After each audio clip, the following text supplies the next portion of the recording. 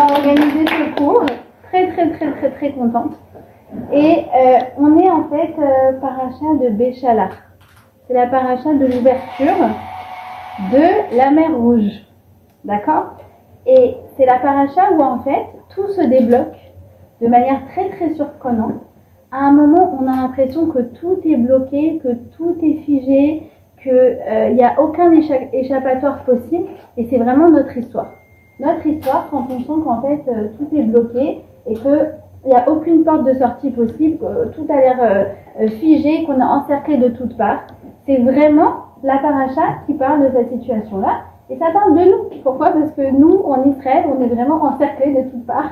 On a Gaza à l'ouest, on a la Cisjordanie à l'est, on a le Liban, on a l'Égypte, on a la Syrie, on a le Yémen aussi, pour rajouter un peu de piquant, voilà, qui nous a empêché de dormir pendant tout le mois de décembre.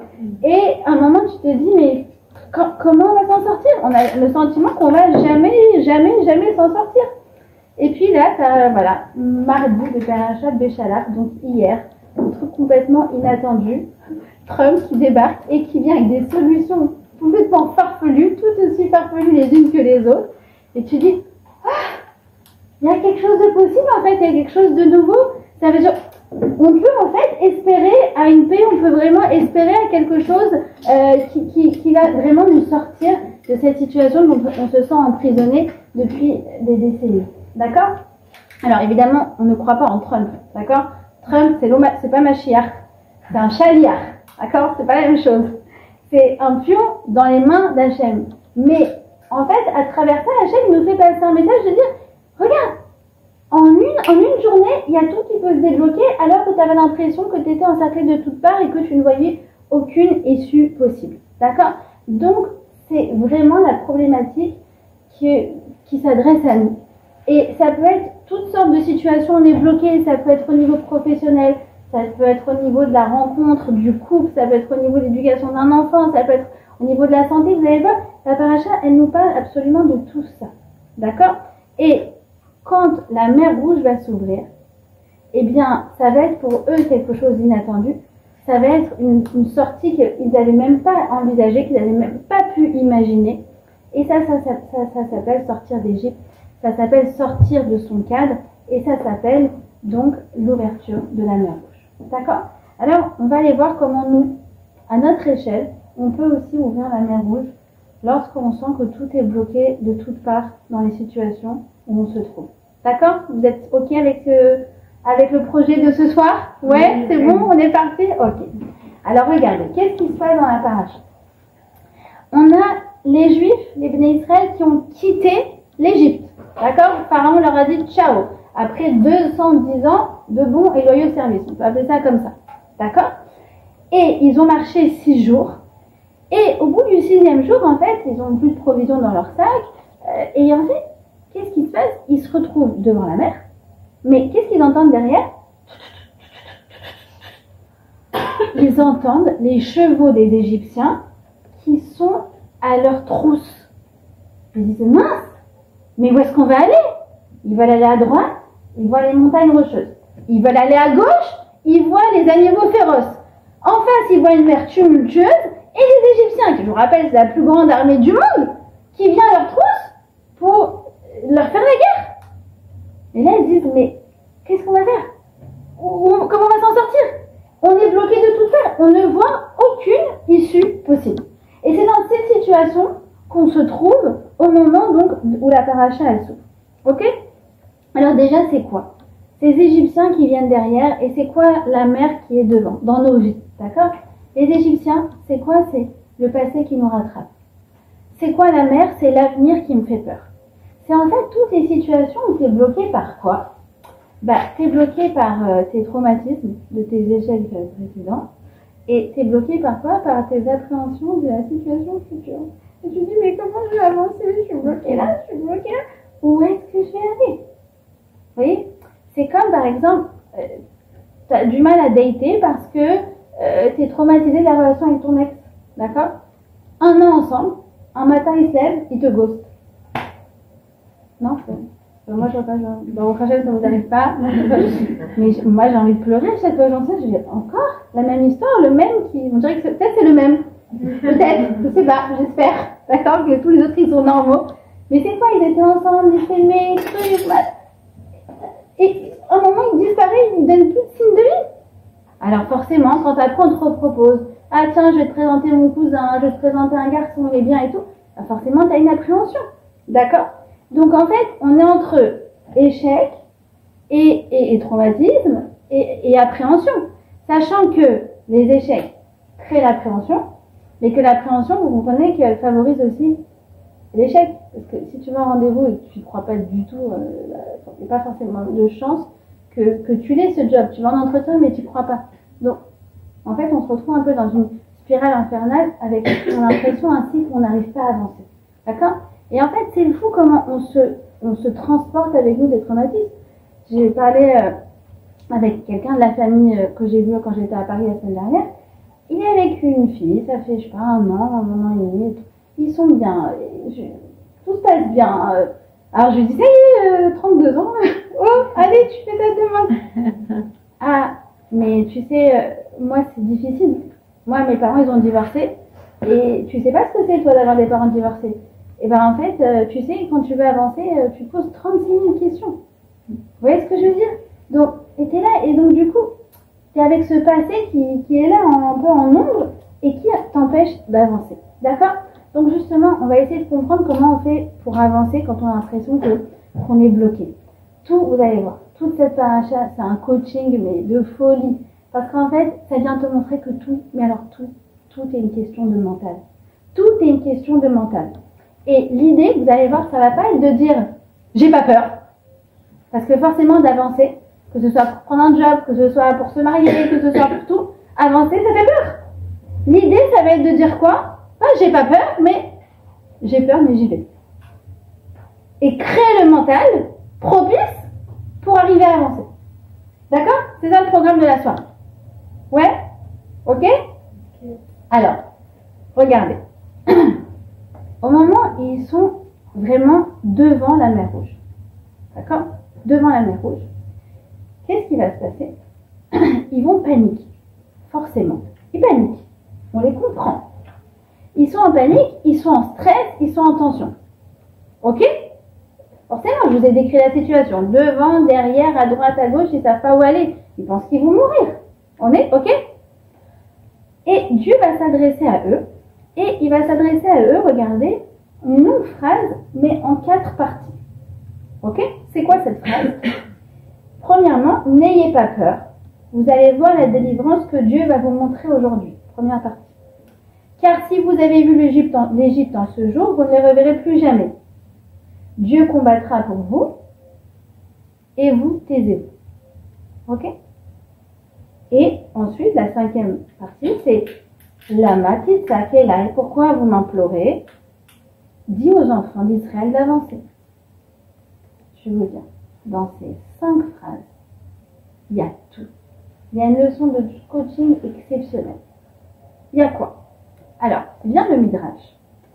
Il nous dit qu'en fait, cette longue phrase, la première, d'accord, qui est en 4 parties. Après, on parlera de la 5e. Les 4 premières parties, en fait, elles s'adressent à 4 groupes de gens. Pourquoi? Parce qu'en fait, ils ont tous stressé, mais chacun a exprimé son stress d'une manière différente. Et ils se sont divisés en 4 parties, 4 catégories. Première catégorie de gens, c'est ceux qui ont dit, vous savez quoi? On va laisser tomber.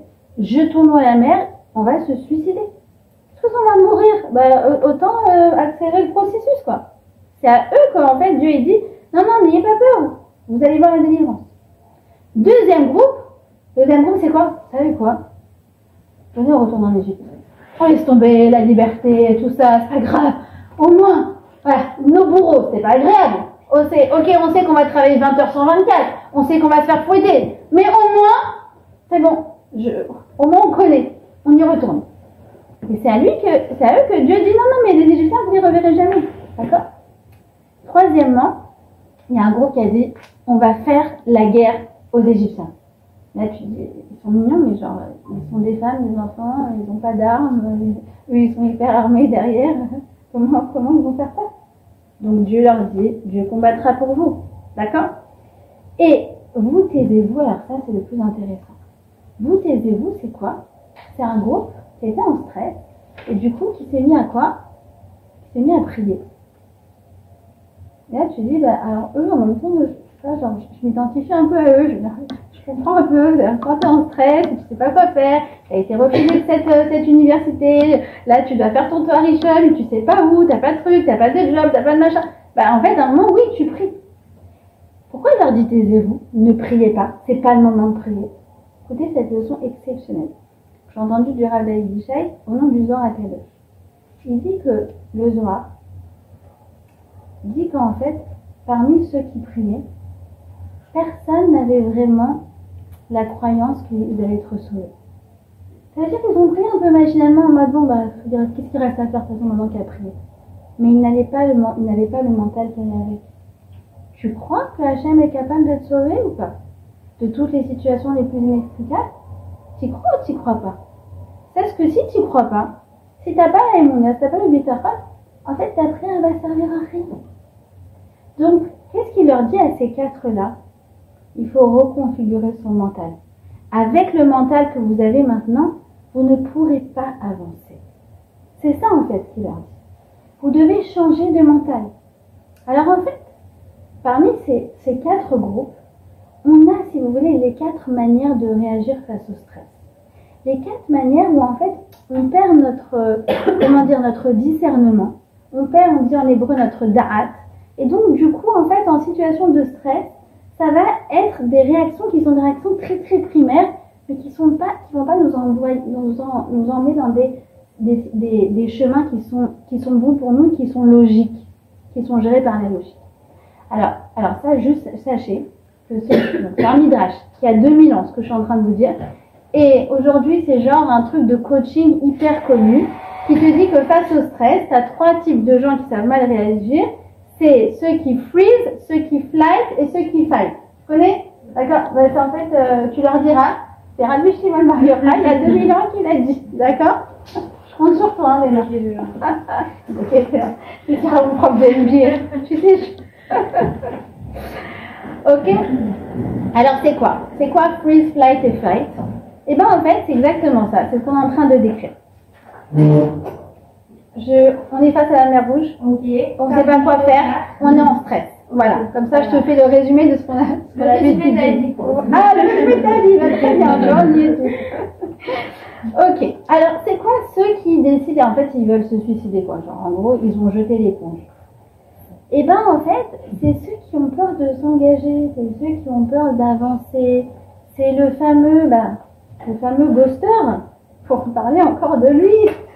Ça veut dire, ça fait un an qu'ils sont ensemble, ils sont bien, et ben elle, ça y est quoi, elle commence à lui faire des signaux. D'accord? Vous connaissez les signaux ou pas? Maintenant au début lui, genre il capte pas, alors elle lui fait des signaux plus forts. À un moment il peut pas faire genre il capte pas, d'accord? Et à un moment, il disparaît de la circulation.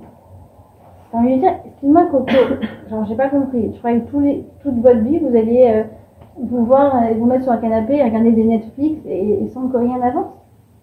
Enfin, je veux dire, à un moment, il faut s'engager, il faut avancer, il faut construire. Tu comprends qu'avec toi, elle avait envie de fonder une famille? Ouais? Ah non, mais j'ai peur, non, mais je suis stressée, non, mais truc, non, mais tu sais pas, non, mais truc. Mais occupe-toi de tes trucs. Mais il faut avancer. Ça, c'est freeze. D'accord?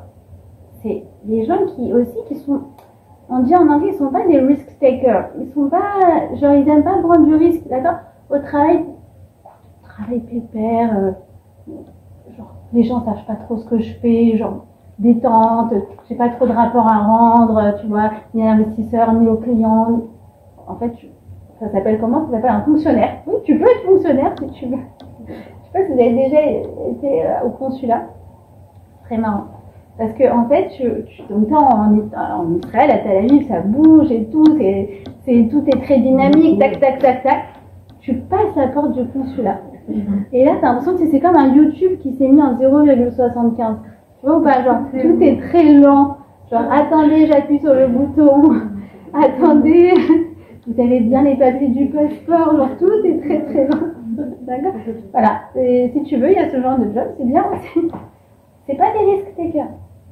D'accord? Première catégorie, ils se braquent en fait, ils bloquent. Ok? Ensuite, le deuxième c'est quoi? C'est flight, c'est les gens qui veulent s'échapper en fait. Alors, c'est quoi c'est vouloir s'échapper? C'est en fait quand tu es face à une réalité et que tu dis, tu compares en fait. Tu compares avec avant, tu dis, non mais c'était mieux avant. Genre, tu as changé de job et là tu te mets à regretter le job que tu avais avant et qu'en fait tu détestais. Tu le détestais. Mais comme il y a des nouveaux trucs qui ne te plaisent pas dans ce nouveau job, bah tout d'un coup celui d'avant, tu paraît genre waouh, c'est génial, gagner d'elle. Mais c'est pas vrai. C'est l'ex aussi. L'ex qui te dit non mais l'autre, mais c'est pas vrai, t'étais pas heureuse avec lui. T'as jamais décroché un sourire. Tout d'un coup, genre maintenant tu ressors que c'était l'homme de ta vie, c'est pas vrai. C'est des gens qui comparent tout le temps. Alors c'est des gens qui sont aussi très dans le passé, d'accord? C'est marrant parce qu'hier je donnais un cours à Givat Shmuel. Et il y avait une dame qui était de Tunisie, de la Goulette. Bon, alors à la fin, je suis obligée d'avoir pour dire, vous savez, mes parents aussi, tatati, l'école c'est bon et tout. Mon grand-père avait une école. Elle me dit, ah, mais j'ai appris la dactylographie. Vous savez, c'est quoi la dactylographie? C'est apprendre à taper. J'ai appris la dactylographie. Et elle me dit, vous savez pas ce que vous racontez. Vraiment, la Tunisie, c'est le gars de belles choses. Pourquoi elle me dit ça? C'est bien aussi ici, c'est bien notre époque, c'est voilà. Mais on peut pas être tout le temps en train de comparer, de dire si j'avais su, si j'avais pu, quand j'avais pu. Non, confronte-toi à la situation de maintenant plutôt que de regretter ce que tu n'as pas. Vous connaissez les gens qui regrettent tout le temps, qui comparent tout le temps, qui disent que tout est meilleur ailleurs? Non. Ils sont un peu rastratiques. C'est bien de ne pas les avoir en ami. Moi, une fois, il y a une fille qui vient me voir qui me fait quand je vois ce que le bitcoin a pris, je regrette de ne pas avoir investi. Moi, je lui fais ah, mais t'avais de l'argent à investir? Elle me fait non, c'est pas grave. Bon, bah écoute, regrettons ensemble. Lamentons-nous ensemble. Tu vois. Ok? Donc, voilà. Ça, c'est vraiment regretter. Tout le temps regretter, tout le temps comparer, tout le temps dire que c'est mieux ailleurs ou que c'était mieux avant. Ensuite, t'as fight, ceux qui veulent combattre la réalité. Alors eux, en état de stress, ils sont en mode éveil, d'accord? C'est genre, faut que je win là, faut que je manage, il faut que je gère. C'est les gens qui sont un peu perfectionnistes, qui sont un peu stressants, qui ont un peu toujours tout à redire sur tout, qui se vexent beaucoup pour rien. Vous connaissez pas? C'est genre, c'est la collègue qui prend la place de la manager et que c'est pas la manager. Vous la connaissez ou pas? Elle fait des heures sup, elle se fait d'autres. Elle remet en question tout ce que tu as fait. C'est genre, elle est en mode guerrière, quoi. D'accord? Donc, c'est ceux qui veulent faire la guerre aux Égyptiens. C'est ceux qui veulent fight. Et le dernier, c'est quoi? C'est ceux qui prient. Alors, ceux qui prient, ça correspond à quoi? Quand j'avais étudié pour la première fois cette paracha il y a des années, je me suis dit, j'arrive pas à la voir. À quoi ça correspond dans ce que je connais, ou tout ce que je pourrais connaître de manière théorique, d'accord? Ça correspond à quoi? C'est ce groupe qui prie, qui fait rien d'autre en fait que prier. Et bah, comme d'habitude, moi, alors je vous explique, Hachem, il vous adore. Parce que dans tous les cours que je fais, il m'envoie toujours l'illustration du cours dans la semaine avant le cours. Genre, je fais à chaque fois, magnifique, merci, et je note la scène. Et quand j'avais fait ce cours, il y a vraiment des années, il y a une fille qui m'appelle et qui me dit, il faut que je te raconte, voilà, je me suis déchirée avec mon mari, et truc, et il m'a répondu comme ça, et moi je lui ai dit, maintenant genre je vais me boucher les oreilles de ce qu'elle me dit, tellement c'est horrible, d'accord? Et en même temps qu'elle me raconte, elle dispute avec des échanges verbaux, vous avez bien compris, genre hyper violents, voire vulgaires. Elle me dit oui, et moi je suis en train de faire mes chalotes, et donc là, et je fais mes chalotes, et je comprends pas l'histoire des chalotes dans l'histoire, je comprends pas en fait. Et je lui dis, alors ok, la dispute, ouais, mais quel rapport avec les chalotes en fait? Elle me fait, ah mais tu savais pas, faire ces chalotes, c'est une ségoula pour le shalom bait.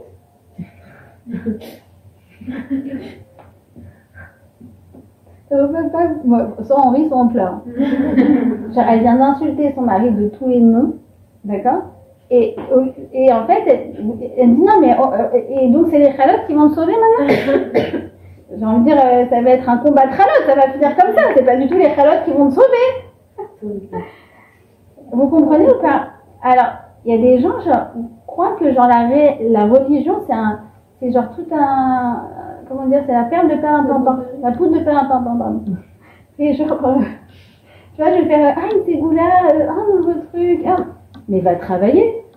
Mais va, sors avec ton mari, dites-vous des mots gentils et essayez de voir comment vous pouvez avancer ensemble. Mais éduque ton enfant, plutôt que de dire, non, on va mettre des khamsa partout, voilà, c'est bien, ça va le garder. Et pourquoi tu lui mets un smartphone, il a 3 ans, tu lui mets des trucs débiles? Qu'est-ce que tu me parles de comme ça? D'accord? La vie, c'est pas ça. Hachem, il veut qu'on agisse. Vous comprenez? Alors comprenez bien que, en fait, qu'est-ce qu'il veut nous dire ce midrash? En fait, c'est pas que dans la vie, il faut pas se battre. C'est pas que dans la vie, il faut pas parfois comparer, voir qu'est-ce qu'il y a d'autres modèles possibles. C'est pas que dans la vie, parfois, il faut pas prier, évidemment. Mais c'est que, et des fois, il faut jeter l'éponge. Ça veut dire, parfois, c'est une des 4 approches qui est bonne, il n'y a pas de problème. Mais ça, c'est que si avant, ça a été réfléchi, et tu t'es dit, peut-être qu'il faut une combinaison des deux. Genre, voilà, agir, faire ce que je peux, et prier aussi. Peut-être que, écoute, je vais essayer de me donner, et puis si je vois vraiment qu'au bout de 6 mois, ça marche pas dans ce job, bah, c'est pas grave, je démissionnerai, mais je me donne les moyens d'y arriver. Vous voyez ce que je veux dire? Ça veut dire, ça peut être un mix de tout ça. Mais ça veut pas être que c'est quelqu'un qui dit dans la vie, écoute, dans la vie, il faut toujours se battre, ok? Écoute, dans la vie, il faut prier, c'est tout. Bah, non, vous voyez ce que je veux dire? Dans la vie, il faut utiliser son intelligence et essayer de réfléchir et voir c'est quoi le bon dosage de ce que Hachem attend de moi, de ce que la vie attend de moi. Vous voyez ce que je veux dire? Donc, la vraie réponse, c'est quoi? C'est que, en fait, la réponse de ce qu'est-ce que je dois faire quand je suis bloquée, c'est de comprendre que dans la vie, j'ai pas d'autre choix que d'avancer. Et si je comprends que j'ai pas d'autre choix que d'avancer, que ce soit dans ma carrière, que ce soit dans la construction de ma famille, la construction de mon couple, mes amitiés, tout, si je comprends que je n'ai pas d'autre choix que d'avancer, alors en vérité, je vais me donner les moyens de réussir. Je vais me donner les moyens de réussir cette avancée.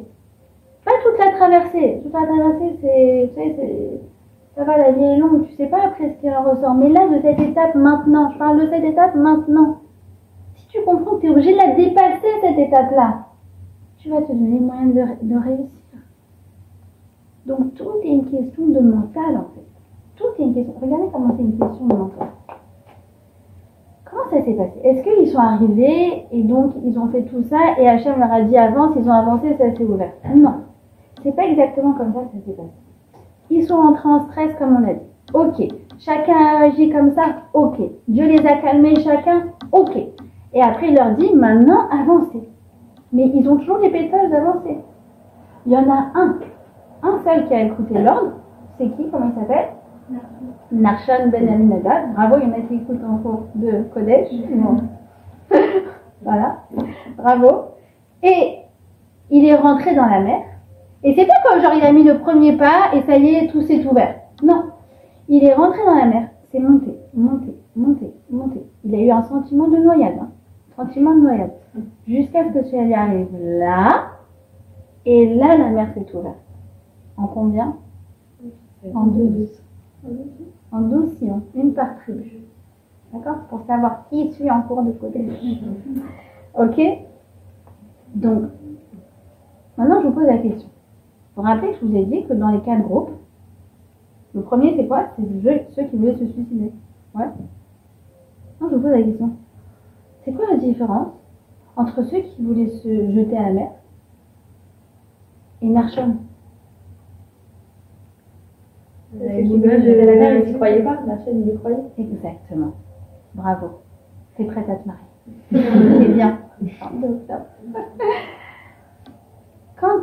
Si les gens qui voulaient se suicider se seraient jetés à la mer se serait ouverte?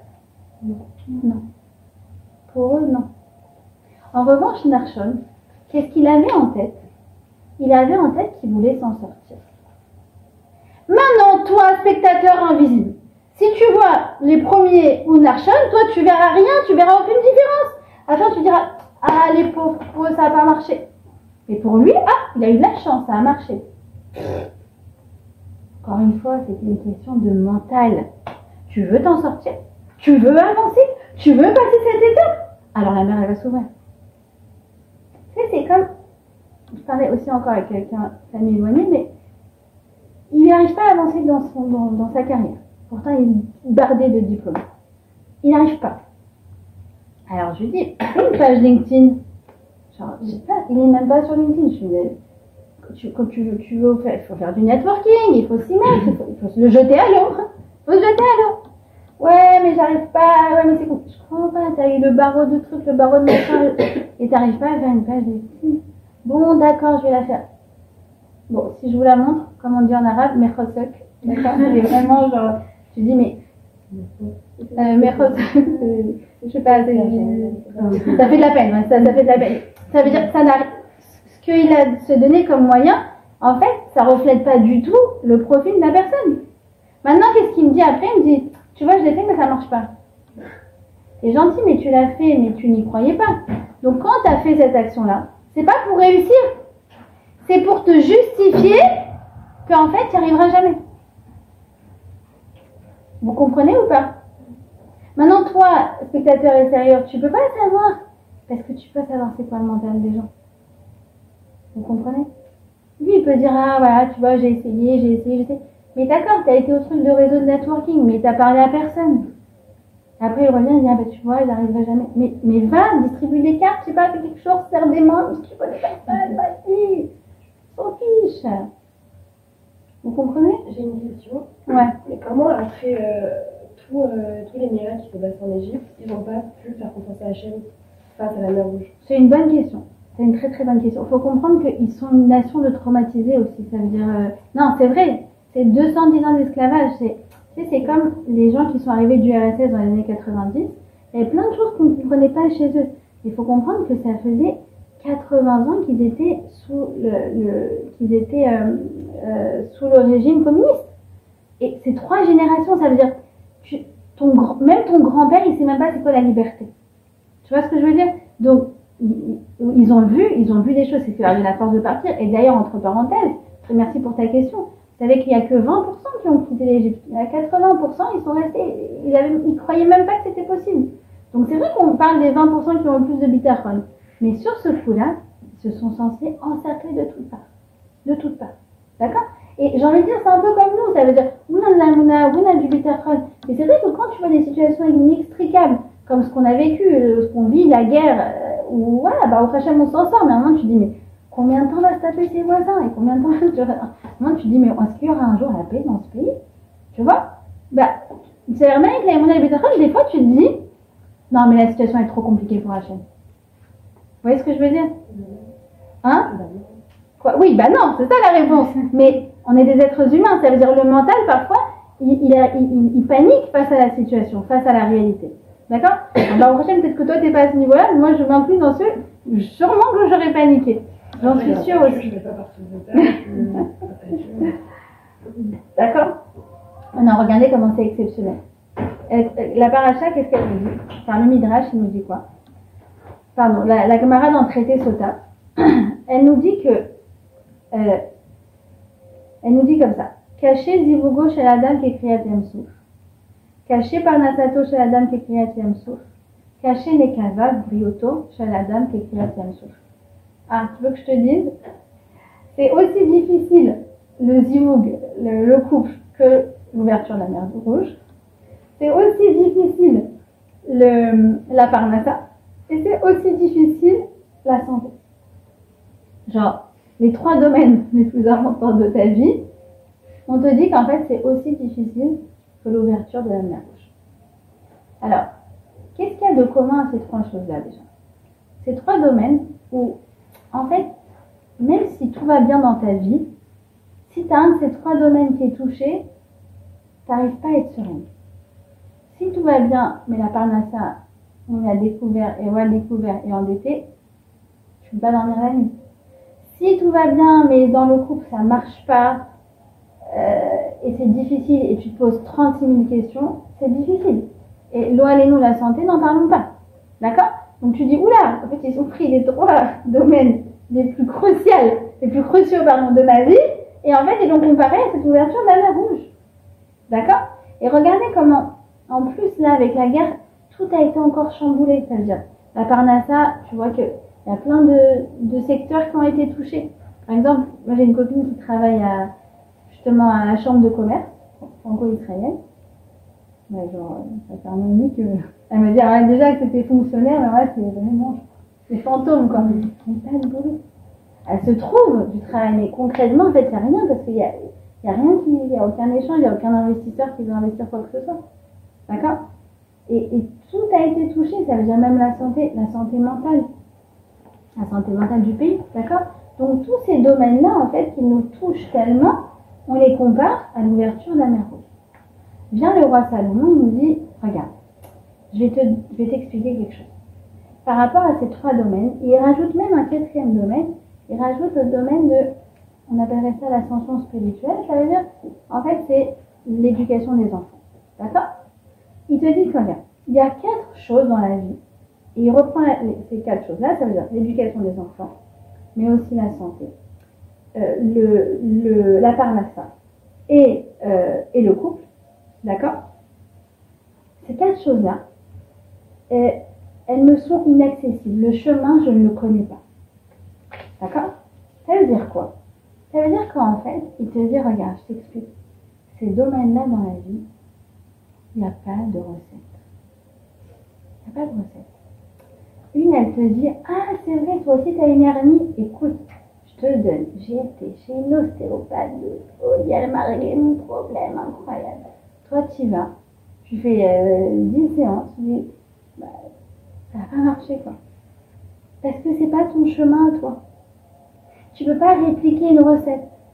Tu peux pas faire du copier-coller dans le domaine de la santé. Vous voyez ce que je veux dire? Ah, je sais que ton fils, il a des otites tout le temps et tout. Bah, je sais pas, va voir ton médecin, parce que moi, ce qu'il a donné comme diagnostic, c'est sûrement différent. Non, mais je suis sûre que c'est la même chose.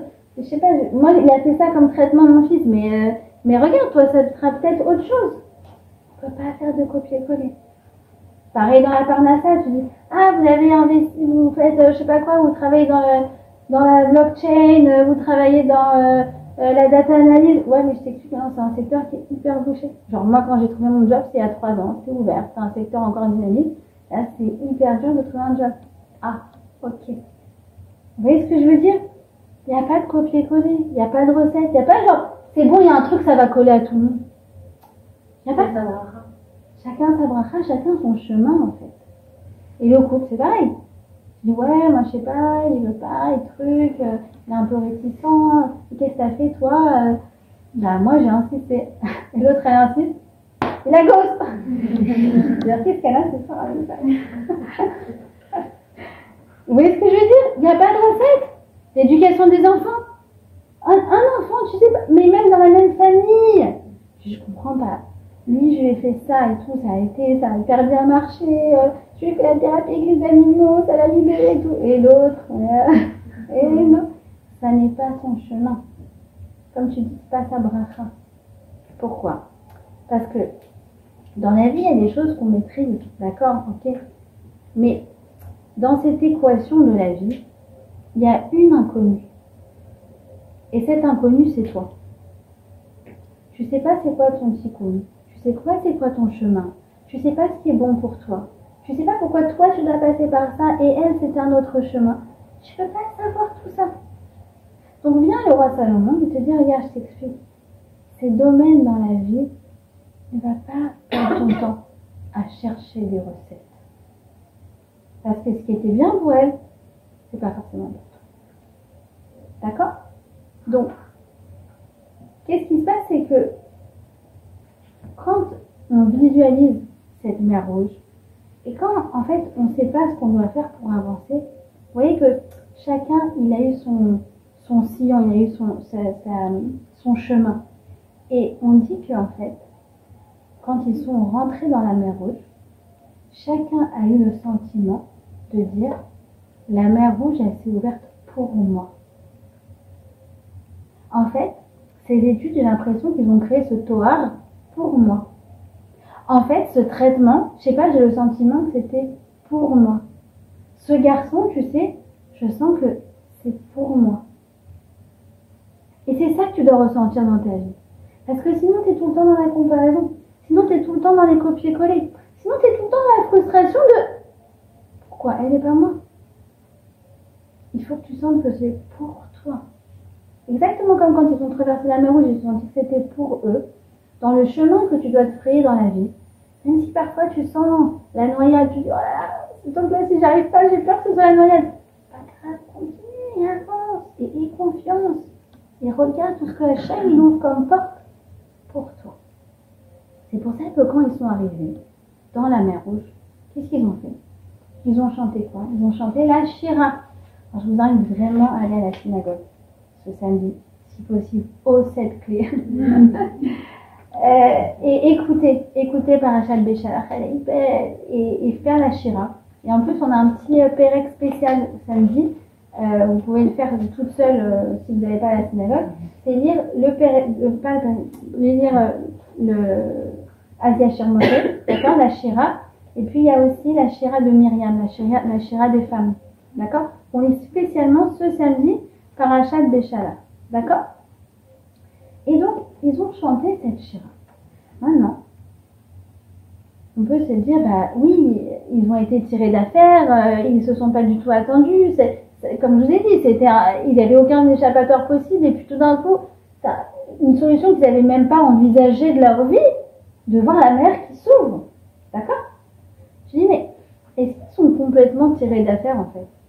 Parce que quand on y pense, ils sont dans la mer Rouge, ils ont à droite une cascade, à gauche une cascade, et en fait, ils vont où? Et nous, en fait, on sait très bien où ils vont. Ils vont dans le désert en fait. Et ils rentreront en Israël dans très longtemps. D'accord? Donc en fait, quand tu réfléchis, ils ne sont pas encore sortis de la mer. Ils ne sont pas encore arrivés au Har Sinaï.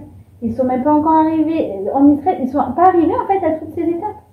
Et pourtant, ils sont capables de chanter une Shira. Et ça, c'est une grande leçon. Pourquoi? Parce que toi, tu te dis, regarde, quand je serai sous la choupa, je serai contente. Ok? Quand j'aurai enfin trouvé le job qui me correspond bien et tout, je serai contente. Écoute, quand j'aurai réglé ce problème, ça y est, je serai contente. Mais regarde si tu n'as pas déjà une solution partielle à ce problème. Ok, tu n'as pas eu ton job encore. Tu passes des entretiens? Fais une Shira. Ok, tu n'as pas encore rencontré le bon. Tu dates? Fais une Shira. Pas devant lui. Enfin, ça dépend. Peut-être qu'il y en a qui chantent mieux que moi. Moi, si j'avais fait au premier date, je me serais fait ghoster.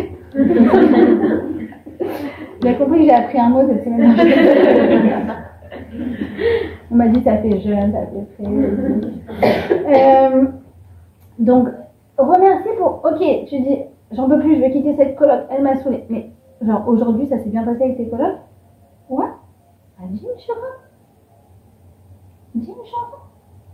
Dis merci à Hachem. Même si t'es pas arrivé au bout, n'attends pas d'être au top pour dire merci à Hachem. Pourquoi? Parce que parfois, il faut attendre très longtemps. Et parfois, les objectifs qu'on s'était fixés, ils n'arriveront pas. Enfin, en tout cas, comme on les avait envisagés. Mais sache paver ton chemin de moments de satisfaction. Ça dépend de toi. La traversée du chemin, ça dépend pas de toi.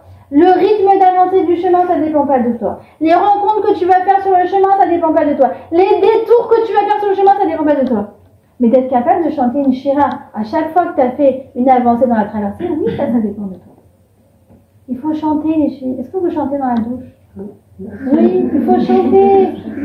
Il faut mettre de la musique. Il faut chanter Hachem. Et je vais vous dire, il y a quelque chose de merveilleux dans le chant. D'abord, pourquoi le chant il fait du bien à la Neshama? Pourquoi? D'abord parce que il y a quelque chose de très très spirituel dans le chant. Mais qu'est-ce qu'on ressent quand ça chante en fait? Une bonne chanson, d'accord? Pas les trucs techno. Une bonne chanson, ça te fait tellement kiffer. Il dit Rabbi Nachman, il dit que dans le chant, il y a des notes lyriques et des notes graves. Et en fait, quand tu avances dans la chanson, des fois tu découvres une chanson et c'est la première fois que tu l'entends et à un moment tu chopes le truc, tu vois. Quand elle fait le refrain pour la troisième fois, tu dis c'est bon, je l'ai dans le rythme, dans la peau. Ok. Et là tu chopes le truc. C'est quand tu chopes le truc, c'est qu'en fait tu chopes l'harmonie qu'il y a entre les notes. Tu vois ou pas? Ça veut dire un do tout seul ça fait rien, un mi tout seul ça fait rien, un ré tout seul ça fait rien. Mais quand tu les mets ensemble, et ben en fait tu sens qu'il y a quelque chose d'harmonieux qui est en train de se dessiner. Ben, en fait c'est à l'image de ta vie. T'as des moments lyriques, t'as des moments down. Et en fait, quand tu sais jouer de la musique, quand ta neshama est réceptive à tout ça, quand tu es en résonance avec tout ça, il y a un moment où tu dis ok, il y a des moments de joie, des moments plus difficiles, mais je sais qu'il y a quelque chose d'harmonieux. Pourquoi? Parce que je sais qu'il y a Hachem qui est en train de me dessiner mon chemin, de m'ouvrir ma mer, de m'ouvrir mon chemin pour que je me fraye un chemin dans cette mer. Et ça, je le sens. Et c'est vrai qu'il y a des moments difficiles. Et dans l'idéal, j'aimerais qu'il y ait que des moments bien. Mais je sens que Hachem, il est bon et il veut que nous bien. C'est ça ce que la Neshama le ressent quand elle entend de la musique. D'accord? Et donc, cette Shira te dit, n'attends pas d'être dans le tout ou rien. Parce que sinon, tu vas attendre longtemps avant de chanter. Tu vas attendre longtemps avant de dire merci. Tu vas attendre longtemps avant d'être content. C'est dommage. Chaque petite avancée, tu peux déjà t'en satisfaire. Deuxièmement, une fois qu'ils ont passé la mer, ils ont chanté la Shira. Ensuite, ils arrivent dans le désert. Regardez les leçons incroyables qu'elle nous donne, la Torah, c'est trop beau. Ils arrivent. Et en fait, quand ils arrivent, ils déchantent un peu. Pourquoi ils déchantent un peu? Parce que là, Dieu vient, commence à leur donner des lois, des halachot. À ce moment-là, il leur donne 10 halachot, dont les 7 lois ont aussi les goïms. D'accord? Vous savez, les fameuses 7 lois noachim. À ce moment-là, il leur donne. Et c'est écrit comme ça. C'est écrit qu'ils se sont plaints parce que les eaux étaient amères. En fait, eux-mêmes, ils étaient amers. D'accord? Et Dieu dit à Moshe, jette ton bâton, ça va adoucir les eaux. Il vient le Rav Gershon Kahen, et il explique ça comme ça. Il dit, en fait, qu'est-ce qui se passe? C'est qu'ils sont arrivés, ils ont commencé à avoir l'angoisse que Dieu leur donne des lois. D'accord? Et qu'est-ce qui va se passer? C'est que Dieu, il va dire à Moshe, donne-leur encore des lois. D'accord? Sam l'a commencé. Sam lo chok ou mishpat. Il rajoute. Je dis, attends. Déjà, à ce moment-là, ils sont angoissés de recevoir ces premières lois. Tu leur en rajoutes. Et là, tu me dis en plus que ça rend matok, que ça rend ça doux. Je dis, je comprends pas. Si déjà, tu es rastratisé par rapport à un truc, et qu'en plus on t'en rajoute, normalement, ça rend le truc encore plus amer. Ça le rend pas plus doux. Mais regardez cette leçon incroyable. Et des fois, dans ta vie, tu es amer. Des fois, dans ta vie, tu es angoissé. Alors, qu'est-ce que te dit la Torah? Essaye de t'investir plus. Essaye d'en rajouter. Par exemple, ce boulot, il te saoule. Tu l'aimes pas. Tu sais quoi? Demande à ton boss un projet en plus. Toi, tu étais en mode, mais non, je supporte pas ce job. J'ai envie d'arriver le plus tard possible, de pointer, d'aller faire des pauses déjeuner de 2 heures et qu'on me laisse tranquille. Je dis, mais non. Pense un peu à l'envers. Au contraire, investis-toi plus. Et quand tu t'investis, tu donnes de ta personne, tu te rends compte qu'en fait, tu kiffes. Ce garçon qu'on te présente, tu dis, oh là là, tu vas reculons. Essaye de trouver quelque chose d'admirable chez lui. Plutôt que d'y aller en mode loose. Bon, j'y vais parce que j'ai un autre affaire. Vous connaissez celle-là ou pas? Moi, j'entends tout. Hein. Essaye de trouver quelque chose de sympathique. Essaye de trouver quelque chose de mignon. Essaye de trouver quelque chose que vous avez en commun. Je sais pas, essaye de t'investir. Et là, tout d'un coup, alors quand tu dis non, j'y vais à reculons, déjà, j'y vais pour lui faire plaisir. Tu dis, en fait, quand tu t'investis plus, c'est ça le grand paradoxe. Ce qui était amer, alors que tu te dis, mais non, mais plonge dans la mer, ça devient matin, ça devient doux. Tes enfants, ils t'ont pris la tête. Tu dis, tu sais quoi? Investis-toi plus.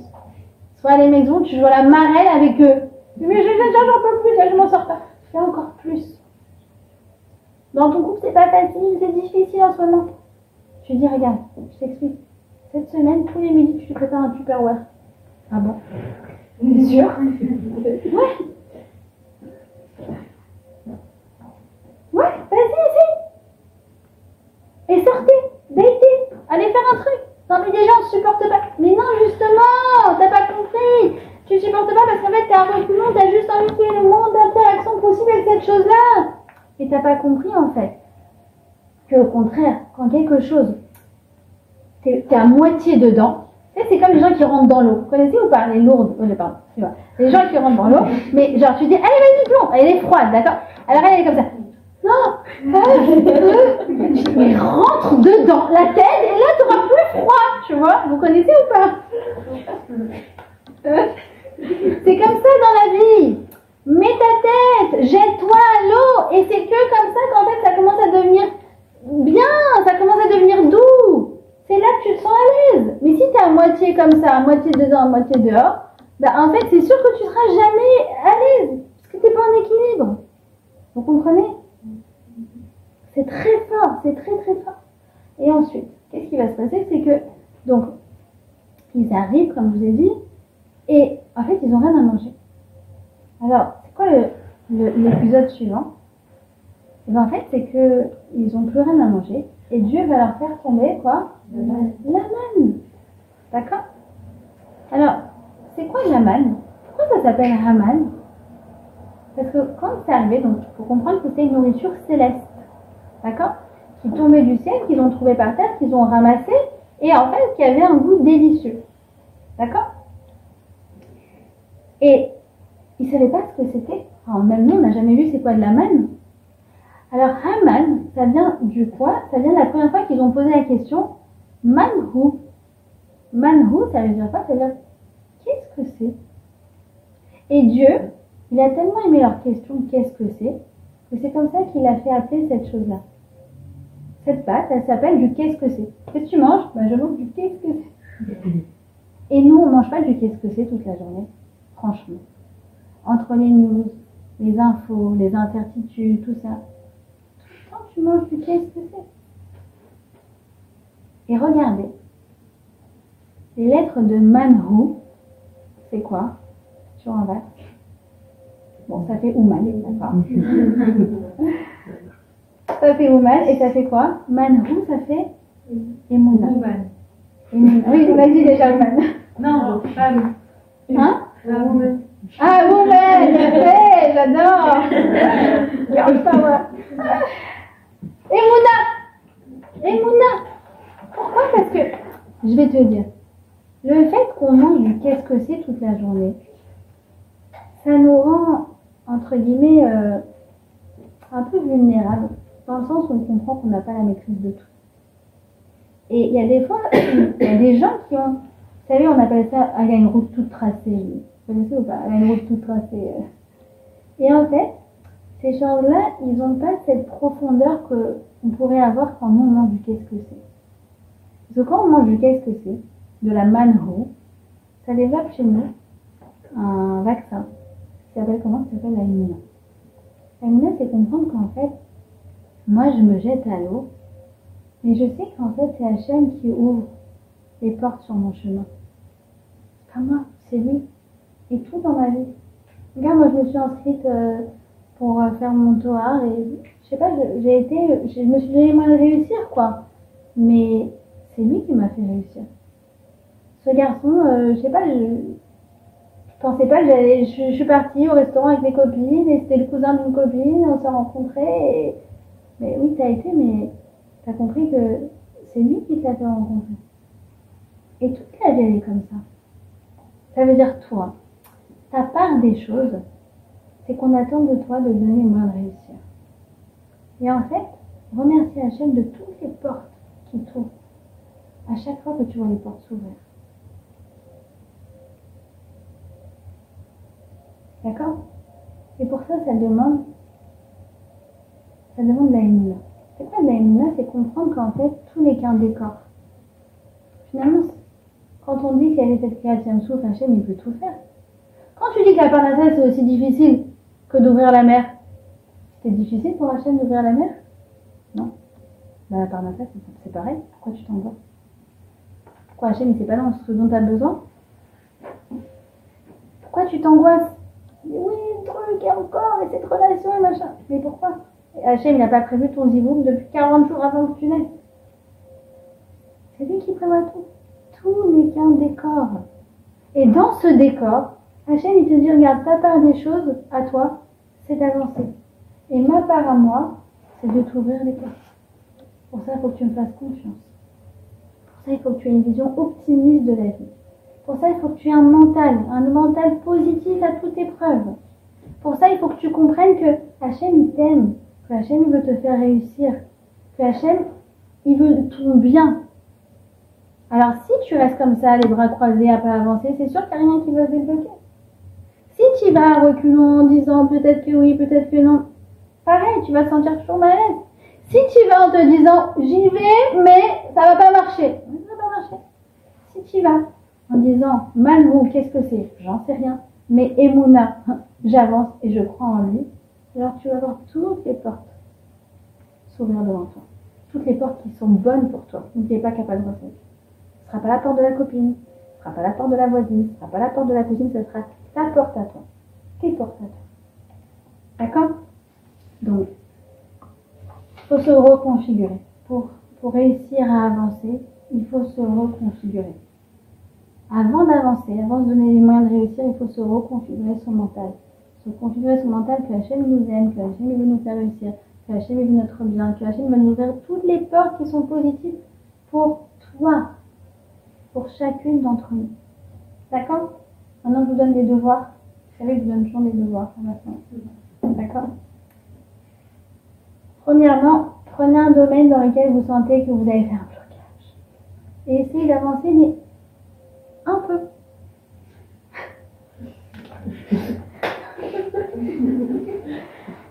Un truc. D'accord? Je vous dis, ça peut être au travail d'aller genre, juste un truc de networking, d'accord? Je sais pas, n'importe quoi. Ce que vous voulez, mais une chose, pas trop t'angoisser à te dire, dans des années, etc. Non, maintenant, qu'est-ce que toi tu peux faire à ta portée? Qu'est-ce qui est à ta portée pour avancer, pour réussir? D'accord? Deuxièmement, comme je vous ai dit, travaillez votre mental. Mental positif sur vous-même. Image positive de vous-même, que vous êtes capable de réussir. D'accord? Et que les portes vont s'ouvrir. Et tant que vous n'avez pas travaillé votre mental, vous verrez que sinon, toutes les démarches que vous allez entreprendre, elles vont mener à l'échec. D'accord? Le mental positif, c'est la condition préalable pour réussir. Troisièmement, comprenez que chaque chemin est personnel. D'accord? Qu'il n'y a pas de recette magique. Je vous en prie, arrêtez de demander des recettes magiques. Ou des ségoulottes. On m'appelle, on croit que je suis spécialiste en ségoulottes. Il faut travailler. D'accord? Après, si tu veux, tu rajouteras un khamsa. Mais d'abord, tu travailles. Chantez. Dites merci à Hachem au milieu du chemin. D'accord? Ça, votre chemin, il sera pavé de satisfaction. Et chantez quand vous êtes dans la douche aussi. Non, vous allez me voir. Et toutes les fois où vous voyez que dans la vie, vous vous dites, mais qu'est-ce que c'est? Manhou, transformez ce qu'est-ce que c'est. Ce qu'est-ce que c'est en un moment. D'accord?